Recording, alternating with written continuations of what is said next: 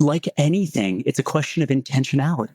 So once we establish clarity on what the forest is and what the trees are, then it's the companies that are doing a good job with this have actually sometime in the last 12, 24, 36 months started to reskill their team leaders to lead for belonging.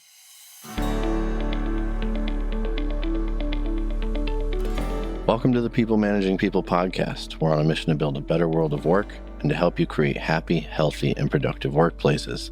I'm your host, David Rice. Today, we're going to be continuing to part 2 of my recent conversation with Dr. Vijay Pendakur, author of The Alchemy of Talent. We're going to dig into this idea of a crisis of belonging and take a look at how much AI is changing things in the talent acquisition landscape. We're going to pick it up right where we left off, so we'll just jump right into it. Enjoy. You go on to talk about a crisis of belonging in the U.S. workforce, and I'm curious what you feel the biggest driver of that is and, how it's sort of shifting. Because I think that belonging is a term that we'll be hearing a bit more of in the coming years. And before, as we said, as people start freewheeling it with these terms, it starts to take on a new meaning over time, right? I'm wondering what you think the biggest factors are to creating this sense of belonging as we understand it right now. And what are some of the examples you've seen of companies doing this well? Sure. Yeah. Wow. This is a meaty question. I think it was 3 questions. Yeah. Right. It's the triple meat sandwich. Which is one of my favorites. So I think understanding the crisis of belonging first takes us applying a little bit of rigor to what it means to belong at work. Just like psychological safety or trust from our previous discussion, the word belonging has everyday usage and then technical usage. And for me, as an employee experience expert, it's important to establish some technical rigor here. I really like the framework that Coquel developed in their research on belonging at work. And I use this in my book, and shout out to Coquel. But people feel a sense of belonging on their team when they feel seen, connected, proud, and supported. These are factors, right, that are much more actionable. And in aggregate, when people have these things, they report a high sense of belonging. So there's strong validity in this social science approach. Just to break these terms down for listeners that are newer to this body of research and want to put some of this into action with their team, being seen is largely an inclusion factor, right? Am I understood and valued for who I am on this team? Am I connected? Do I get to have meaningful interactions with people that I work with? Am I proud? Do I feel like I'm on a team where I can be successful? Is my team successful? Is my team valued at this company and this organization? Do I understand how my work contributes to a bigger win? These are elements of workplace pride, even all the way through to, is my company or is my organization a place that I feel proud to work in terms of the work that they're doing in the world or the way they treat their employees? And then finally, supported. That's that 4th factor. Do I have a job here or do I have a career? This is one of my litmuses on whether people feel supported or not. Am I on a trajectory? Can I learn and grow? Or is this transactional? Is this just a moment in time? And when each of those 4 factors, when the volume is turned up on each of those 4 sub-factors, people report a strong sense of belonging. So having brought a little bit of a more technical heuristic to what it means to belong, let's dial back from that. Think about this whole conversation, David. Think about the last 4.5 years. And all of those disruptions that we talked about at the top of the podcast. The disruption in terms of the way we work, remote, hybrid, economic downturns and resulting layoffs, promotion freezes and offshoring as organizations and companies look for least cost location strategy, companies reducing benefits spend in the last 12 to 18 months or ending social purpose programs. The sense of disposability that comes to employees who didn't get riffed in cyclical layoffs, but now are still at the company, have a survivorship guilt, and are wondering, am I next? All of that's what I hear when I'm engaged with the workforce and with team leaders. And it represents the crisis of belonging, because how do you come to feeling seen, connected, proud, and supported when that's the thrash, the churn you're living in? I think that you also asked in your 3-part triple meat sandwich of a question, what can companies do, right? Who's doing a good job with this? And I think that like anything, it's a question of intentionality.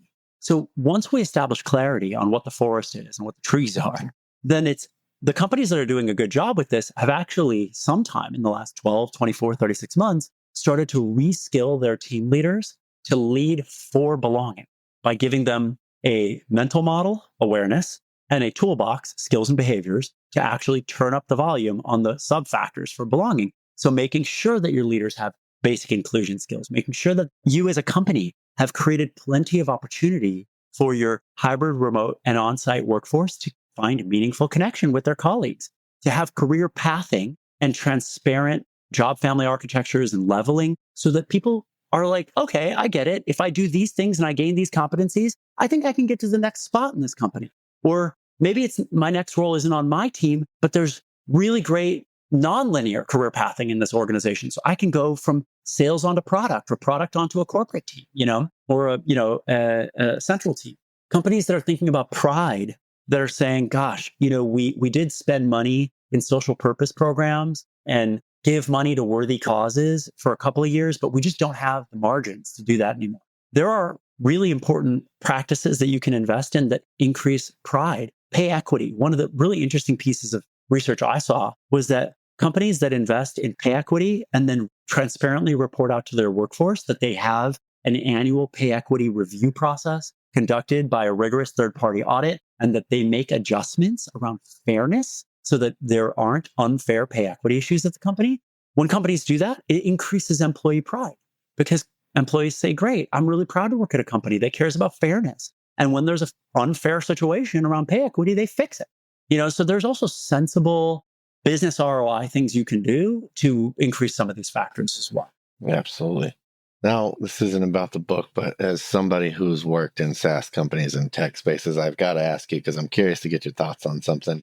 You mentioned in the book the words generative AI appear just about everywhere now. And now we're seeing AI get threaded into pretty much every kind of HR software that's out on the market. So I'm curious, what are your thoughts on its sort of ability to weed out bias or help us build more diverse organizations sort of naturally by way of its presence, I guess? Because it's something I'm sure you've heard proponents of AI talk heavily about. And I have. I'm curious how you would assess where it's at today and where you think it'll be maybe in 5 years' time. Sure. Proponents and critics, right? Everybody's talking about it. I mean, yeah, you cannot be in an HR room right now, right? Or go to an HR conference without hearing about Gen AI. I mean, first I'll say, I think our time to impact is still, we're not there, right? There's a lot of discussion, but the product market fit, the value prop, the implementation time, workforce readiness, there's a number of things that have to be addressed in the on-ramps. So it's not an overnight switch flip. I think in terms of end user tools, we're seeing, obviously I can have a ChatGPT account or a Gemini account and start using it as a form of a co-pilot. That's one thing. But in terms of the HR tech stack being fundamentally changed by Gen AI, I think we've got some time.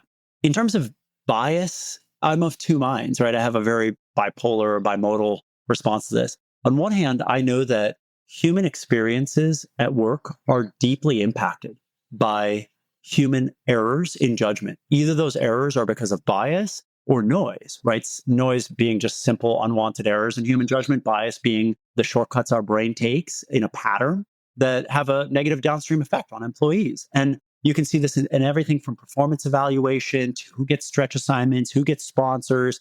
There's so many things that are just not fair at work. They're loaded with bias and noise.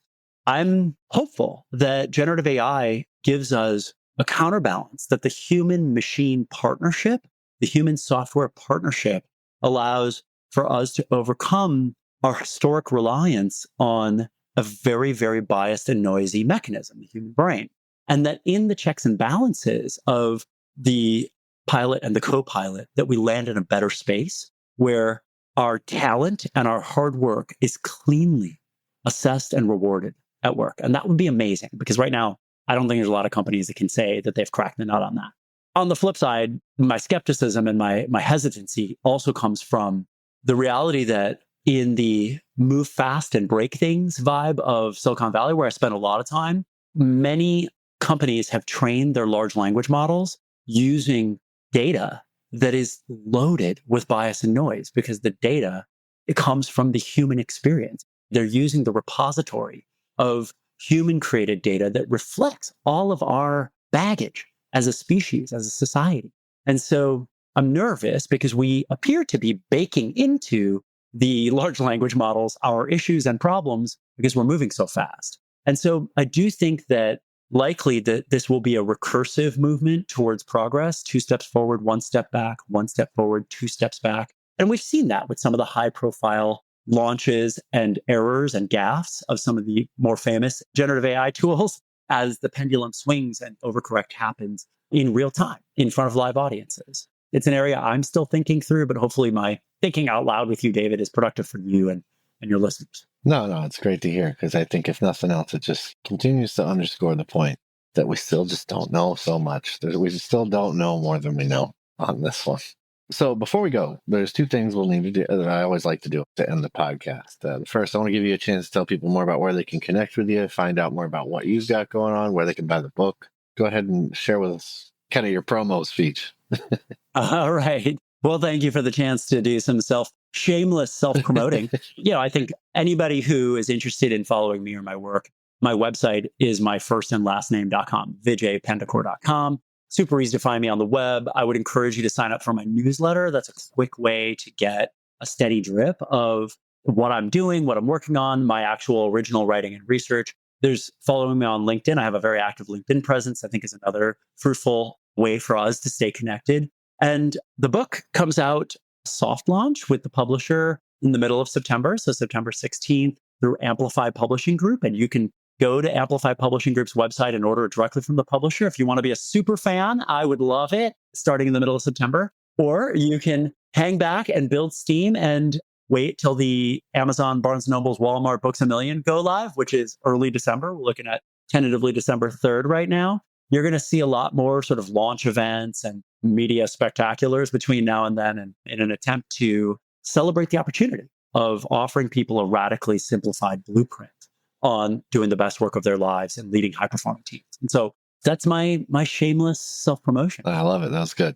The second thing is we have a little tradition here on the podcast where we turn the tables. You get to ask me a question. So I'm going to turn it over to you. Ask me anything you want. It doesn't have to be about the topic today, but it can be, whatever you think. Well, great. I'm excited for this because I was looking at your online presence, David, and was really intrigued by your deep background in journalism. Numerous really, really impressive journalistic roles. You've been in the space a long time. Talk about a space affected by disruption. Talk about a space affected by aggregation. You have far fewer players in the space than we did when I was growing up in the 80s and 90s. And now we've got Gen AI. So you asked me to look around corners and try and do a little bit of crystal ball on Gen AI in the HR space. I'd love to turn that around and ask you to look into a crystal ball. Where are we in 5 years with generative AI and journalism? I think it's going to be more common. You'll get more and more of the sort of citizen journalist thing going on because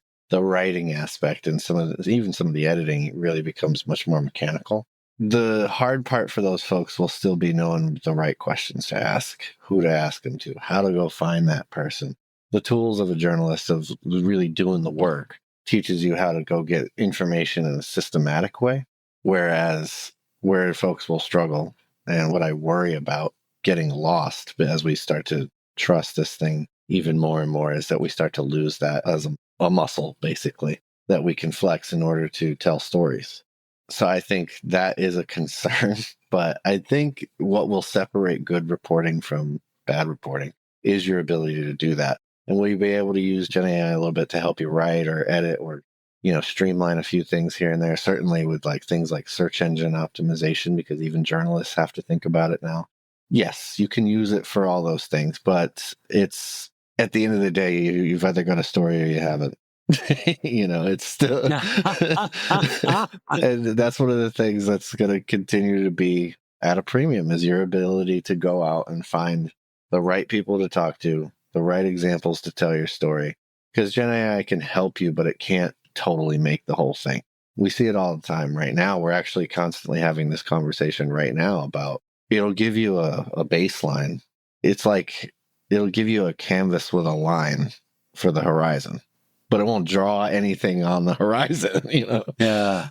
You're reminding me of the Sports Illustrated debacle from a couple of quarters ago, where it's like over-reliance on this tool produced some pretty terrible writing and articles that were both counterfactual and also just like, wait, Does the article just cut off right there? Difficult to read, understand. What was the intention of this? Yes. Why did this illustrious publication put this out there? That'll continue to be a thing. And so, like, people always say, wow, the future of this job. And I'm like, well, actually, the future of this job is okay. It was damaged a long time ago through the things that you talked about, some of the disruptions that we've had in terms of there aren't that many media outlets anymore. A handful of companies seem to own everything, and everything else is sort of corporate journalism. It's almost like content marketing, And then you've got like a handful of companies that are running the whole thing. And so that was really the most damaging impact. I'd say Gen AI, there'll be good things about it, bad things about it. People are getting better already at spotting it. You know what I mean? So like people can feel when something's written by AI and sort of they have their own opinions on that. They can determine whether or not they trust it and that trust, we talked about it in an organizational sense, but in terms of your customer, which in media is your audience, you're going to have to keep working harder and harder to build it because people are getting more skeptical of what they see. I mean, that's been going on before AI was a thing. We're in the era of misinformation, so that's not Gen AI's fault. But it isn't helping any necessarily. No. Yeah, I think it's one of those things. It's a mixed bag. Where are we in 5 years? It'll be people are using it, but they still have to have the skills to go out and tell a good story. Fantastic. Taking us to church, David. I like it. Well, thanks for giving us some of your time today. I really appreciate you coming on the show. It's been a pleasure being here, and I look forward to continuing this conversation with you offline. All right. Well, listeners, thanks for you joining us today. If you haven't already done so, head on over to peoplemanagingpeople.com/subscribe. Sign up for the newsletter. You'll get things like this podcast, all our latest articles. We've got a lot of software content coming up. So definitely be on the lookout for that. Get all our tool reviews, things like that. So do sign up for the newsletter. And until next time, play with AI, but don't take it too seriously.